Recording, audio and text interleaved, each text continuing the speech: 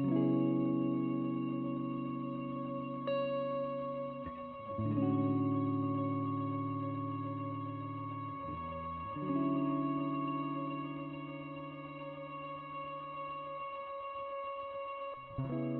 everybody, it's Bookshore. Today we're going to be doing the Waves by Virginia Woolf. Really quick shout out to Bros and Music and Lipshits in the description for helping out with the music in this video and just giving me some tips. Now, this is my third book by Virginia Woolf. The first one I read was To the Lighthouse, and the second one I read was Orlando. And I could say firmly after this point that I am a big Virginia Woolf stan after reading this book. It was an amazing experience. She is an amazing writer and just so quick with her prose and so detailed and beautiful, and really just captures the human experience. Now, I will say my biggest fault with Woolf, and this is more on my part, is that her novels are deceptively short.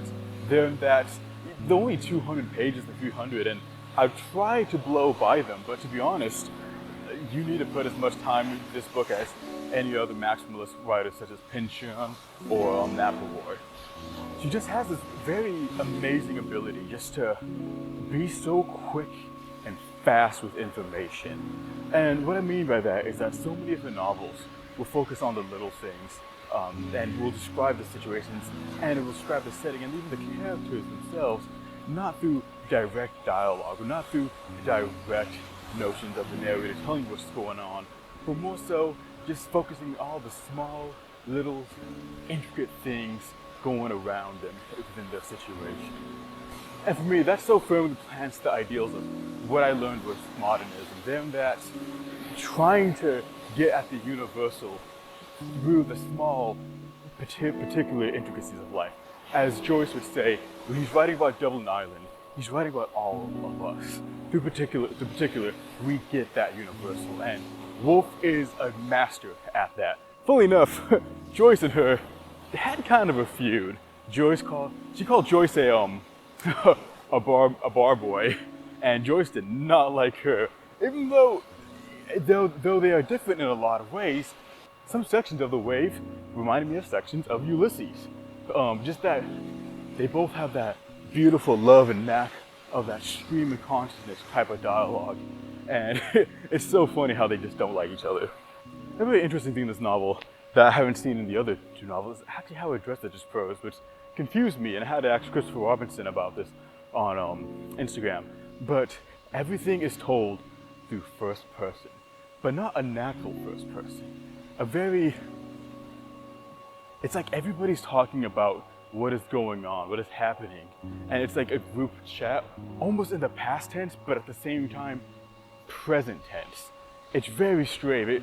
It creates this almost, like as McAvoy would say, colloidal unconscious, where everybody's thoughts are out there and they're just saying what's on their mind. She's not adhering herself to the conventional means of which writing and information is processed. She is very okay with taking liberties and not being realistic with it, and allowing the characters to have this very unrealistic voice that you can only really get through literature, where everybody just speaks.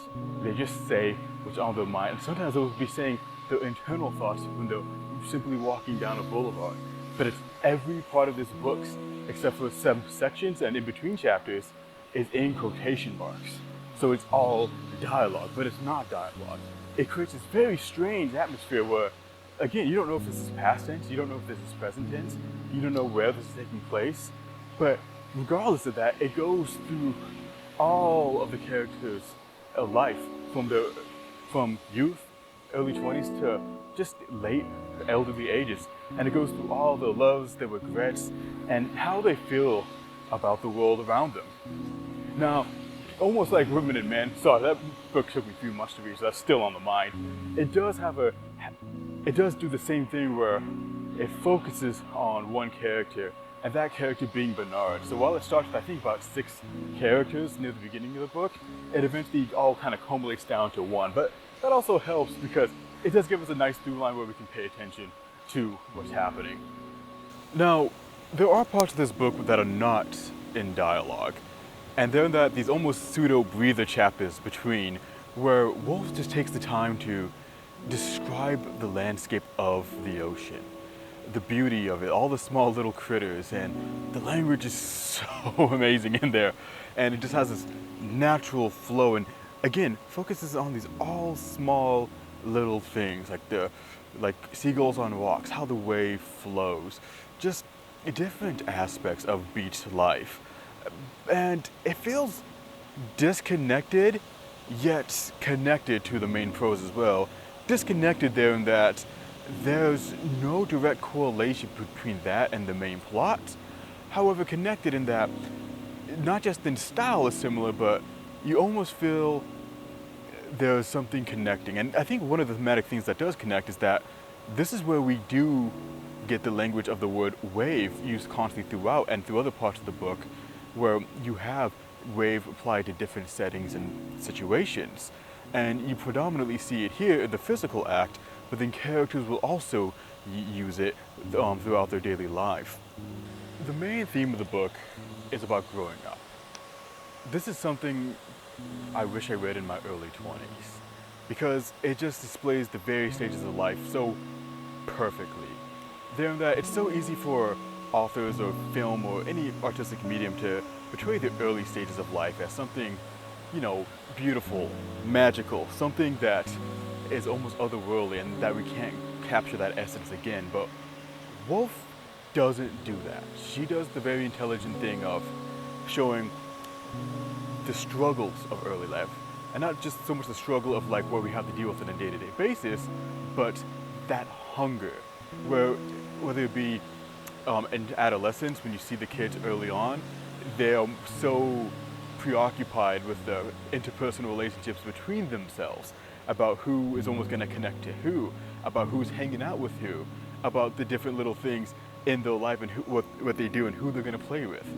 And in your early 20s, you see that with these characters that they just don't feel part of this world. They don't feel absolutely connected. They're wishing for something more. They have that hunger. But also on the same token, they haven't had the real experiences of life. They have that feeling that there's more out there than there really is. And that's crystallized in the character of Percival, I don't know how to say it, but a character where he does go to India in his early 20s. And this is something that holds on to the character, particularly Bernard, for the rest of their life. He dies in India. And that stays with the characters all throughout their life. And even when they are married in their older age, it's still there. They still think about him, and they still talk about him as well. And to go on into the later sections of life, middle age and old age, the redundancy and the repetitivity and like the mundaneness of life. I said that word wrong.